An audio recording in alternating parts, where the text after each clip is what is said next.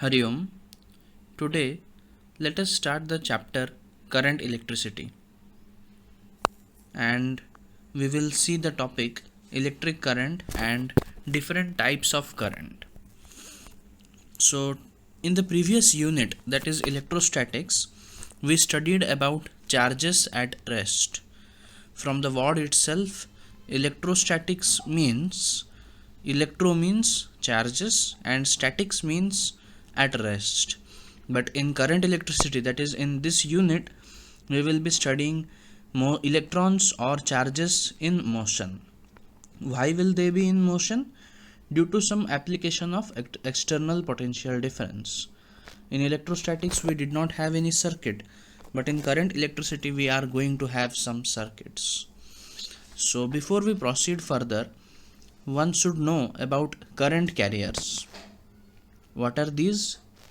These are the electric charges in a conductor which flow, and their flow generates electric current.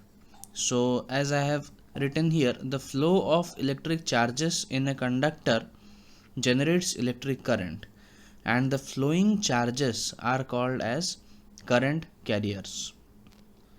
In case of solids, free electrons or valence electrons. Solids have some electrons which are loosely bonded, that is free electrons and valence electrons, which act as current carriers. Or we can say that in solid conductors there are free electrons, but in case of liquid conductors, that is electrolyte like sodium chloride solution or some salt solutions, there are dissociated positive and negative ions which act as current carriers. So current carriers are not only electrons or anything else, but they are free electrons in solids and positive and negative ions in case of liquid conductors. In case of gaseous conductors, they are positive ions and electrons. So current carrier means the one which carries current. Alright. Now let us come to the topic electric current. As you have learned in smaller classes, it is the rate of flow of electric charges through the cross section of a conductor. Electric current is the amount of current flowing per unit time. That's why we say, or it would be better to say that electric current is the amount of charges flowing per unit time. And as we have seen in electrostatics, Q is equal to Ne. So I, the symbol of electric current, that is I, is equal to Q, total charge, divided by time taken to cross the cross section. Now total charge can be written as N into E. This, from where did we get this formula? This is from quantization of charge, that is Q is equal to plus minus Ne. So I becomes Ne by T. But if we have a continuous charge, for example we have a charged wire, then in that case I will be small charge by small time taken, that is dq by dt. Wherever we have continuous things, we have to use derivatives or differentiation, but when we have discrete things, we can simply use I is equal to q by t. Now the direction of electric current is the flow of positive charges. The way positive charges are flowing, it is taken to be the direction of electric current. As per convention means there does not lie any reason behind it. Just as a convention it has been taken. And the SI unit of electric current is ampere, which is denoted by the symbol A. So 1 ampere is equal to 1 coulomb by 1 second. So we can say that if someone asks what define 1 ampere. So 1 ampere is the current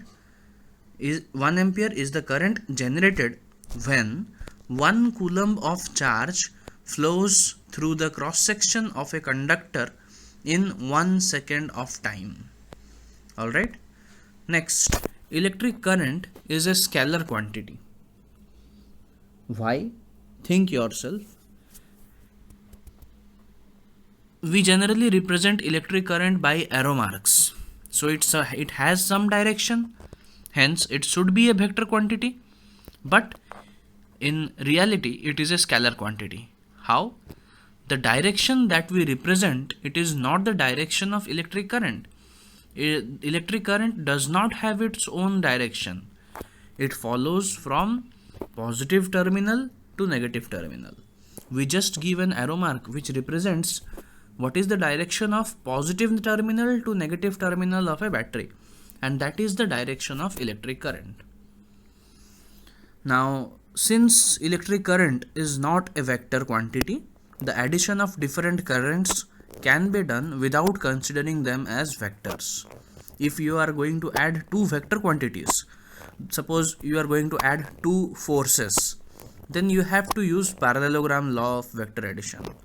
But if you are adding two different currents, you can simply algebraically add them. Now let us proceed to types of electric current. There are two types of electric current: direct current, alternating current. This has been divided on the basis of their changing nature. If the direction of electric current remains same throughout the complete time, it is said to be direct current. How will the direction of electric current remain same? If the polarity of the potential difference, that means the terminal which is positive remains positive and the terminal which is negative remains negative throughout, then we will have a constant polarity and the direction of current will remain same. But in case of alternating current, periodically the terminals change. That is, the direction of current reverses many times. For example, if suppose the frequency of an AC, that is alternating current, is 50 Hz, that means the direction of current changes 50 times in a given second. Now direct current can also be divided into two different types, that is steady direct current and variable direct current. Steady direct current means it is the direct current in which the value of current is constant. Direct current means in which direction is not changing. So along with no change in direction, if the magnitude of current remains same or constant, we call it as a steady direct current. But if the magnitude is changing without any change in direction, it is called as variable direct current. When you use a battery in a circuit or a cell in a circuit, it generates direct current, and when you use an AC generator, it generates alternating current. Now let us see some properties about electric current in conductors. As we already know, in solid conductors there are free electrons which are called as the current carriers of those conductors. Now free electrons in conductors are in constant random motion throughout the conductor. Suppose we have a piece of wire, there are free electrons in it and they will be in constant random motion always, even without any battery or potential difference source. But they move in such a way that through any cross section, if you calculate the average flow of free electrons, it is 0. So suppose we have a cross section, and if two electrons are coming from left to right, then two have to come from right to left, so that the average flow of free electrons is 0. When does this happen? This happens when the wire or the conductor is not connected to any battery or potential difference source. And since the net flow of free electrons is 0, so on an average no one is moving anywhere. So as a result, we can say that there is no net electric current. Now the velocity with which these free electrons move in the absence of any external potential difference or battery, then this velocity is called as thermal velocity. Free electrons move with thermal velocity, in the absence of potential difference source or battery. But when an external potential difference is applied, if we apply an external potential difference to the wire or the conductor, then the free electrons experience some force.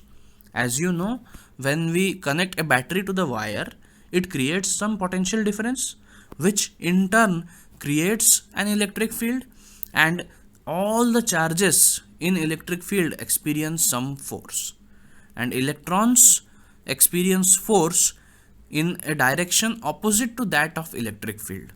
So when an external potential difference is applied, the free electrons experience some force opposite to the electric field and get accelerated.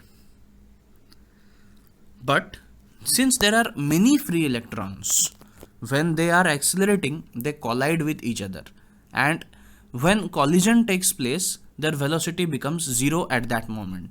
Once again they start accelerating, again collide, once again they start accelerating, again collide.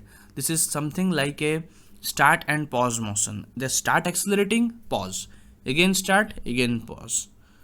So that's why here I have mentioned that they accelerate with a very small net velocity. Even if they are accelerating, but they are not able to continue their acceleration for a long time. They are colliding continuously, but there is some net velocity, or there is some net movement of electrons that is to the that is in a direction opposite to that of external potential difference. In the previous case, that is when there was no potential difference source, electrons or free electrons were moving, but their net flow was zero. But in this case, there is some net flow, and free electrons are moving with a very small velocity because of continuous collision with each other. This small velocity is called as drift velocity. Something like drifting, the way they are drifting. Drift generally represents small velocity or less velocity. Now, drift velocity is the average velocity with which electrons move in a conductor with some potential difference. You should remember that when there was no potential difference, the average velocity of the electrons was thermal velocity. But when we have some potential difference, the average velocity is drift velocity. And when the free electrons are now accelerating opposite to that of electric field, they are colliding constantly, and the time period between two collisions is called as free time. Suppose the time period between first collision and second collision is first free time, then the time period between second collision and third collision is another free time. If we calculate the average of all such free times, we are going to get the mean free time, which is also called as relaxation time, and it is given by the symbol tau. What is mean free time? It is the average time between two successive collisions. You calculate the average of the time between all two successive collisions of the free electrons. Alright, and the free electrons are constantly in collision with each other, and as I have mentioned, it is like a pause and start motion. Imagine yourself riding a bike in a very congested or a very overcrowded road. It will be like a pause and start motion. Even if you accelerate, you won't be able to reach high velocity. So with this, let us stop here today. We will proceed to the next part in the next video. Thank you.